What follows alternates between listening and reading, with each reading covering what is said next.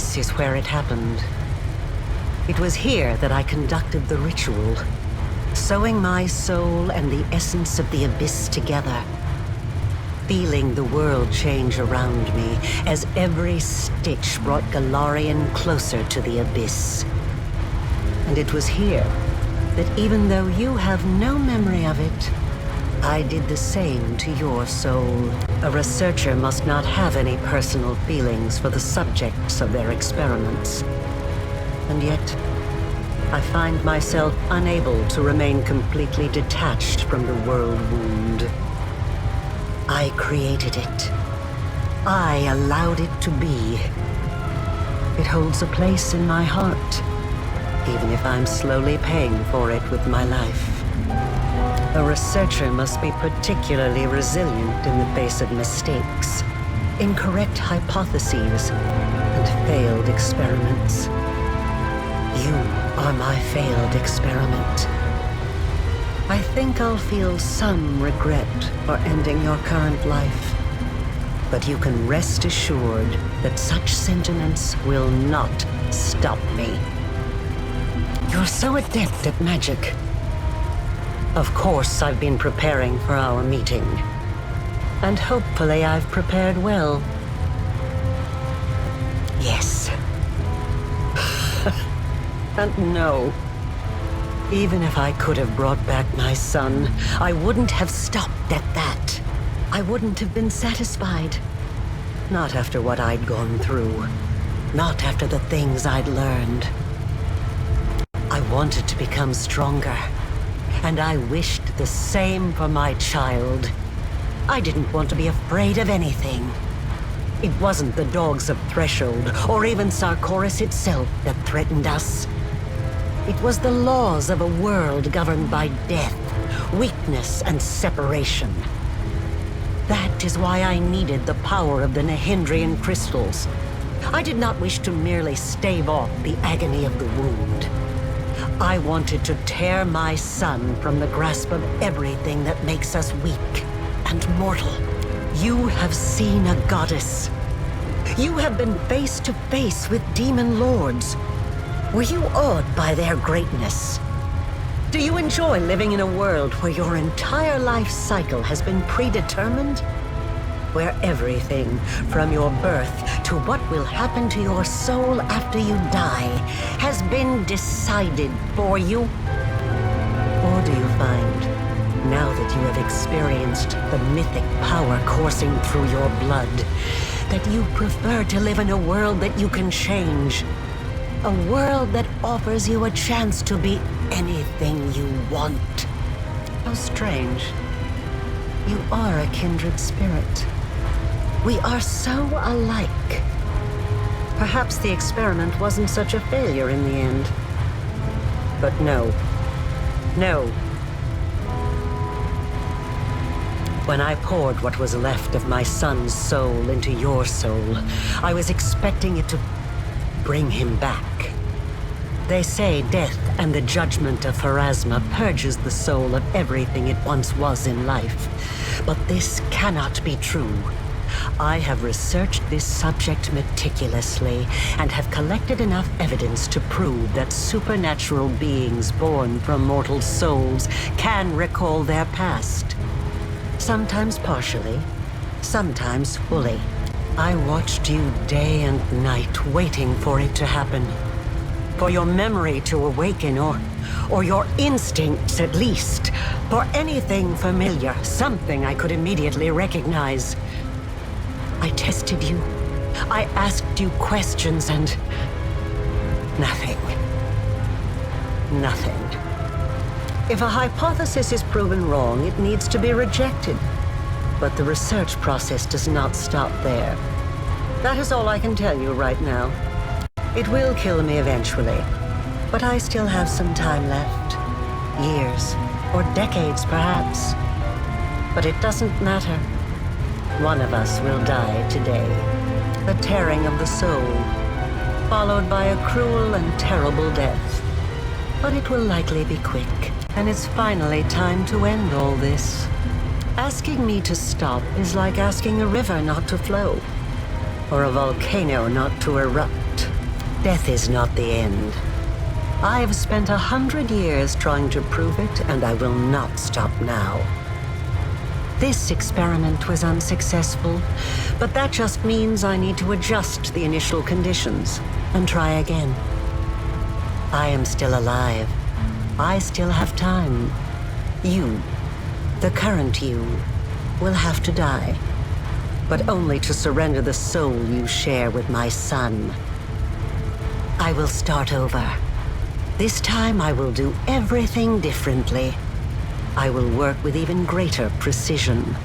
I will turn the world upside down if I must. I promise.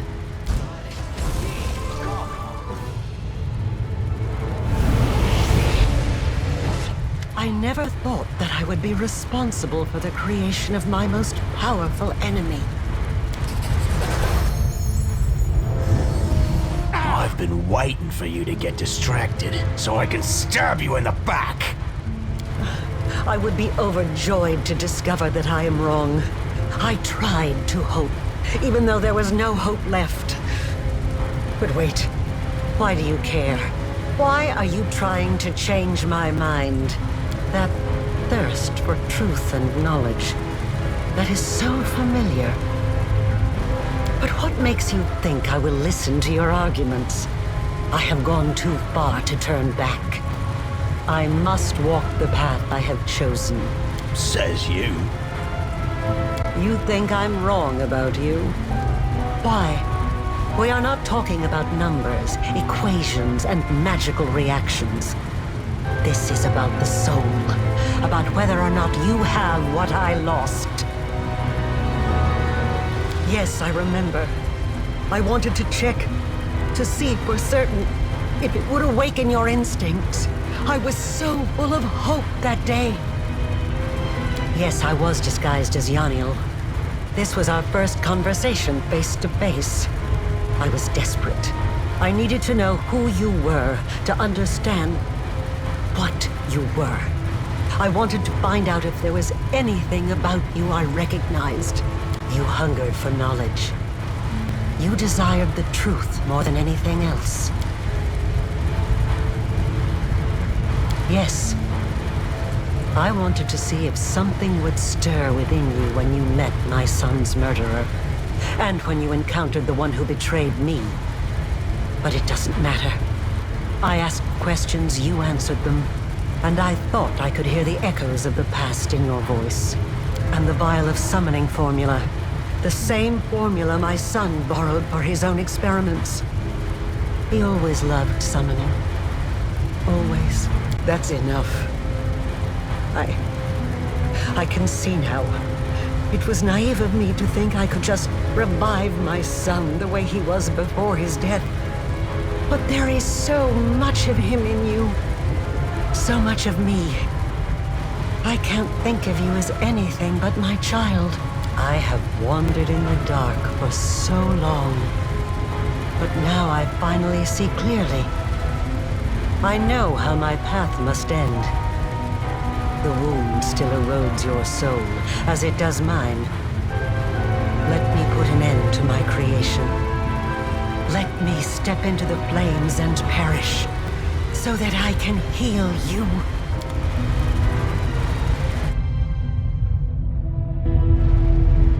All these years, I've been playing a game with mortals and forces beyond mortal comprehension. But now I am a pawn in your game. I do not know your next move.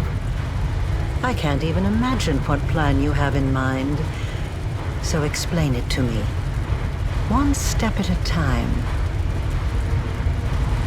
No, I have not. I haven't had the chance. It was in Canobris that I had my first chance to test the improved version of the Midnight Bolts against the demon lord Discari. The crystal dagger you found in Canobris was the first Mahindrian crystal that was procured in such a fashion. I gather that you know more about them than I do. Yes, I am sure that is the case. I have evidence from my experiments. The wound affects the material plane, poisoning it with the corruption of the Abyss. But it also affects the Abyss, bringing in a small amount of order and harmony from the material plane. The only reason it is not as apparent in the Abyss is the presence of the Demon Lords. They hold near infinite power over their realms, and their existence staves off the wound's influence. Yes, indeed. The Sword of Valor was Iomede's banner before she passed the test of the Starstone and ascended to heaven. I've never studied the Sword of Valor. Perhaps I should have. It is a truly fascinating artifact, and the way it interacts with you is incredible. Sadly, there is only one way to escape death, and it is the path I have already mentioned. There is no need to discuss it further. Let me finish what I started. I am the one who started this, and I am the one who should finish it. I do not regret what I've done. My actions have not been in vain. Every choice, every sacrifice I made, all of it was for the sake of the one life that mattered to me. Farewell, Galarian. The world has shown me no mercy, and I have shown it none in return. Erasma, Lady of Graves, I come to accept your judgment.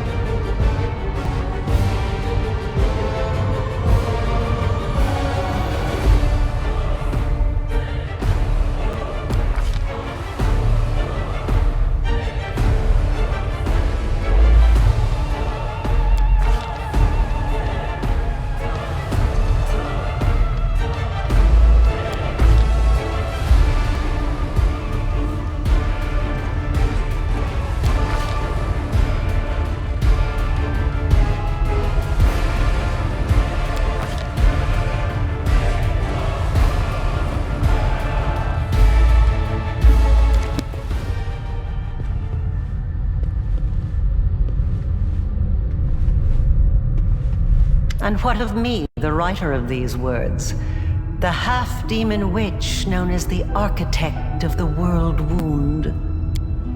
My experiment ended in success. In the war between Galarian and the Abyss, I emerged the victor. It took 100 years and 1,000,000 deaths for me to bring back the one whose life had been so cruelly stolen away. And it cost one more death. My own. For him to keep on living. I have recounted the story of my life for you, Pharasma, Lady of Graves. Not only of my life, but of the Commander's also.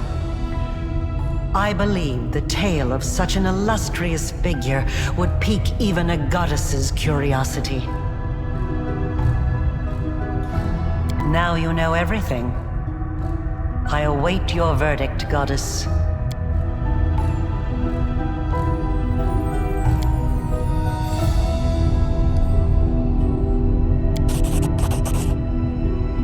The laws of the universe have existed for millennia. They are incontrovertible, but even they allow the decider of fate some degree of influence over the verdict. You wrought great evil, while it stemmed from the evil that was done to you. Your actions far exceeded it. Your soul is dark, and there is only one place for you in the universe. And yet, the one whom you harmed most of all now appeals to me on your behalf.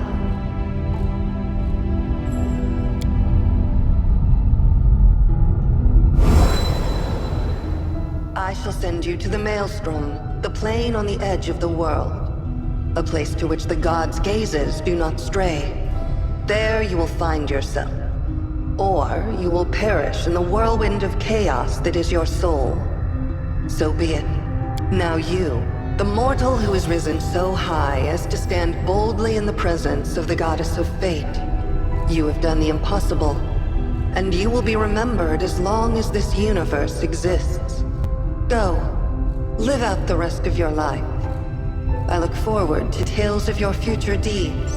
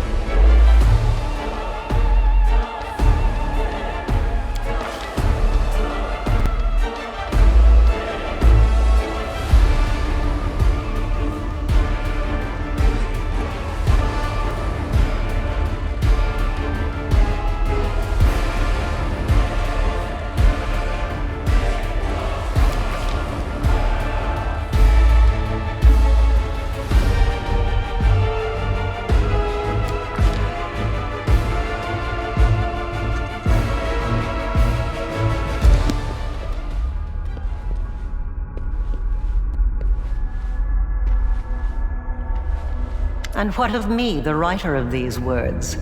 The half-demon witch known as the architect of the world wound. I was defeated. The victor spared my life in a gesture that was not quite a boon, not quite charity. I was left without hope, without a chance of finding a purpose again. I lived out my remaining days in an isolated cottage, far from everyone, needed by none, discovered by none. I have recounted the story of my life for you, Pharasma, Lady of Graves. Not only of my life, but of the Commander's also. I believe the tale of such an illustrious figure would pique even a goddess's curiosity. Now you know everything. I await your verdict, Goddess.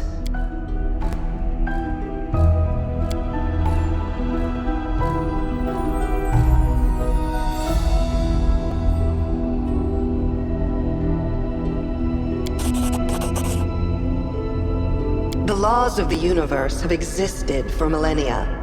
They are incontrovertible, but even they allow the decider of fate some degree of influence over the verdict. You wrought great evil, while it stemmed from the evil that was done to you. Your actions far exceeded it. Your soul is dark, and there is only one place for you in the universe. And yet, the one whom you harmed most of all now appeals to me on your behalf.